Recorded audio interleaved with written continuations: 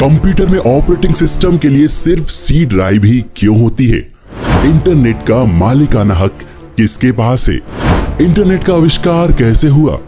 Social accounts का क्या होता है मरने के बाद?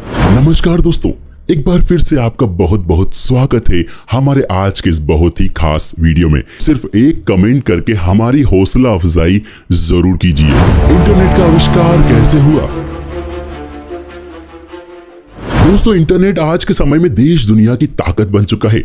आज सरकारी से लेकर बड़े बड़े उद्योगों तक सभी खुफिया दस्तावेज आज इंटरनेट पर हैं। आज हथियारों के साथ साथ इंटरनेट भी हमलों का बड़ा सोर्स बन चुका है।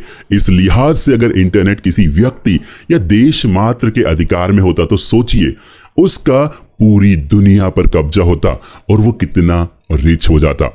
लेकिन हकीकत में ऐसा नहीं है। इंटरनेट किसी के भी अंडर में नहीं है और कोई भी इंटरनेट पर अपना मालिकाना हक नहीं रखता है।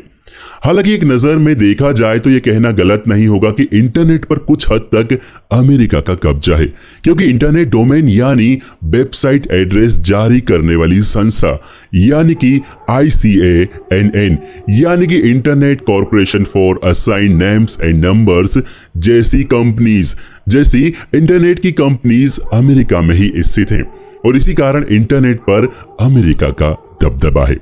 दुनिया भर में करीब 3.7 बिलियन से ज्यादा इंटरनेट यूजर्स हैं, यानी पूरी दुनिया की करीब आधी जनसंख्या इंटरनेट का इस्तेमाल करती है और अलग अलग जगह के इतने यूजर्स को इंटरनेट प्रदान करने के लिए इंटरनेट एड्रेसिंग सिस्टम का इस्तेमाल होता है, जिन्हें सर्विस प्रोवाइडर का नाम दिया गया है। आपको बता दें कि पूरी दुनिया में इंटरनेट उपलब्ध कराने के लिए सर्विस प्रोवाइडर 3 भागों में काम करते हैं, जिन्हें 3 टियर कहा जाता है। इन 3 टियर में फर्स्ट लेवल पर समुद्र के नीचे केबल डालकर सर्विस प्रोवाइडर्स को दुनिया से जोड़ने वाली कंपनियां आती हैं, जबकि सेकंड लेवल पर उन कंपनियों का योगदान होता है जो सर्विस प्रोवाइडर्स को नेशनल लेवल्स पर जोड़ती है। इसके अलावा थर्ड लेवल पर स्थानीय प्रोवाइडर्स होते हैं जो बड़े प्रोवाइडर से जुड़कर आम जनता तक इंटरनेट सर्विस पहुंचाते हैं, यानी इंटरनेट किसी एक संस्था या सरकार के अधीन नहीं है। दूसरे शब्दों में कहें तो इंटरनेट का असल में कोई मालिक नहीं है। इंटरनेट का आविष्कार कैसे हुआ? दोस्तों, 29 अक्टूबर 1969 ये वो दिन था जिस दिन दुनिया बदल गई।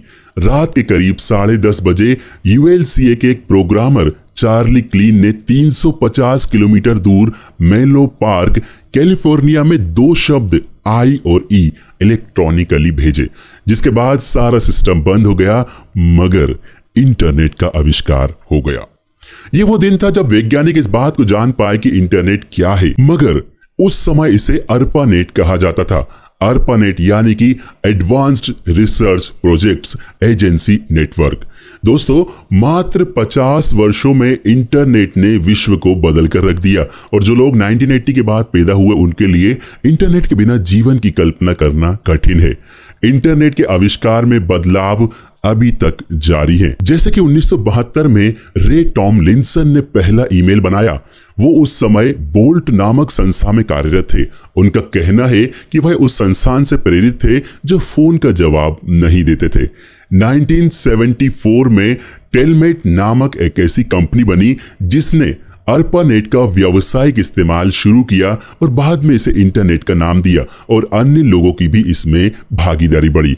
1983 ये वो समय था जब इंटरनेट पर वेबसाइट का जमाना आ गया और डोमेन नेम सिस्टम यानी कि DNS का इस्तेमाल शुरू हो गया था, जिसमें .com, .in, .gov, .edu, .mil, .org, .net और डॉट लगाना अनिवार्य हो गया था। नहीं तो उससे पहले वेबसाइट्स नंबर चलती थी 123.456.789.10 इस तरह से। और दोस्तों, 1998 में गूगल के आने के बाद इंटरनेट का चेहरा ही बदल गया, जिससे हम सब वाकिफ हैं। सोशल अकाउंट्स का क्या होता है मरने के बाद? दोस्तों, आज के समय में फेसबुक, ट्विटर, इंस्टाग्राम और जीमेल ये 4 ऐसे सोशल अकाउंट्स हैं जिनका लोग सबसे ज्यादा इस्तेमाल करते हैं। लेकिन क्या आपने कभी सोचा है कि आपकी मौत के बाद आपके सोशल अकाउंट्स का क्या होगा? तो आइए आज आपको इसी बारे में बताते हैं कि आखिर किसी की मौत हो जाने पर उसके सोशल अकाउंट्स का क्या होता है और इसे कैसे मैनेज किया जाता है। सबसे पहले बात करते हैं ट्विटर की। आपकी मौत के बाद आपका ट्विटर अकाउंट को कोई दूसरा व्यक्ति एक्सेस नहीं कर सकता, लेकिन अगर आपके परिवार का कोई सदस्य इस अकाउंट को बंद करवाना चाहे तो वो ट्विटर के प्राइवेसी फॉर्म के जरिए आपका अकाउंट बंद करवा सकता है। दूसरी बात आती है फेसबुक की।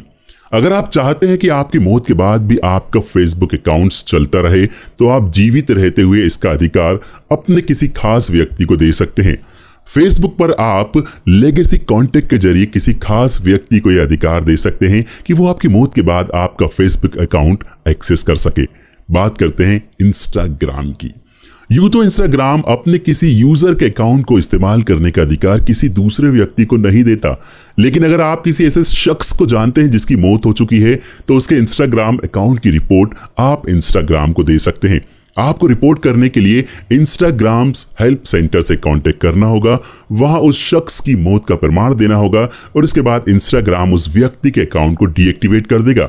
लेकिन आपको बता दें कि अगर आप किसी मृत व्यक्ति के इंस्टाग्राम अकाउंट को परमानेंट डिलीट करवाना चाहते हैं तो ऐसा सिर्फ उस व्यक्ति के परिवार का कोई सदस्य ही करवा सकता है। अब आपको बताते हैं जीमेल के बारे में।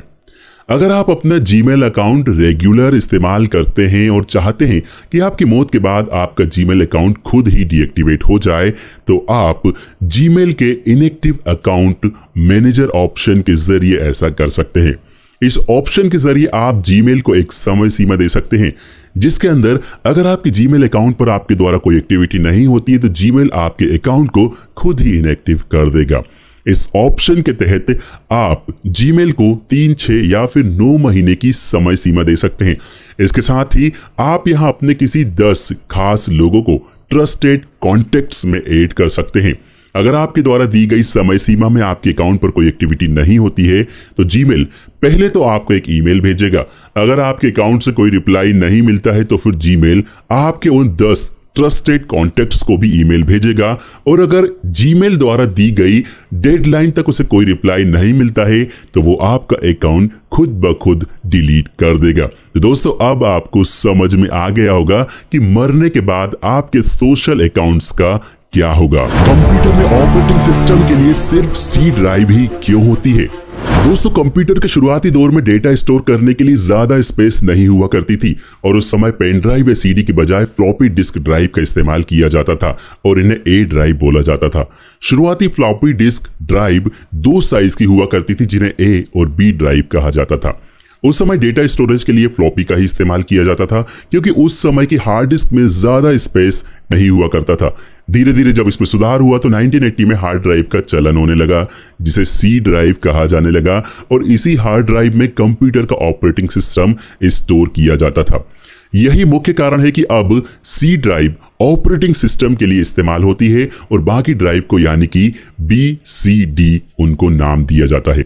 हालांकि ऐसा नहीं है कि आप सी ड्राइव या दूसरी ड्राइव को कोई और नाम नहीं दे सकते, आप अपने मुताबिक इनका नाम बदल सकते हैं, लेकिन कंप्यूटर में ऑपरेटिंग सिस्टम के लिए सी ड्राइव ही काम में आती है। तो दोस्तों हम उम्मीद करते हैं कि हमारे वीडियो आपको पसंद आया होगा। वीडियो अच्छा लगा हो तो इसे अपने दोस्तों के साथ फेसबुक और व्हाट्सएप पर जरूर शेयर करें, लाइक करें, शेयर करें, कमेंट करें और हमारे इस चैनल को जरूर सब्सक्राइब करें। साथ ही साथ बेल आइकन दबाकर ऑल पर जरूर सिलेक्ट करें। हम मिलेंगे हमारे अगले वीडियो में, तब तक के लिए जय हिंद।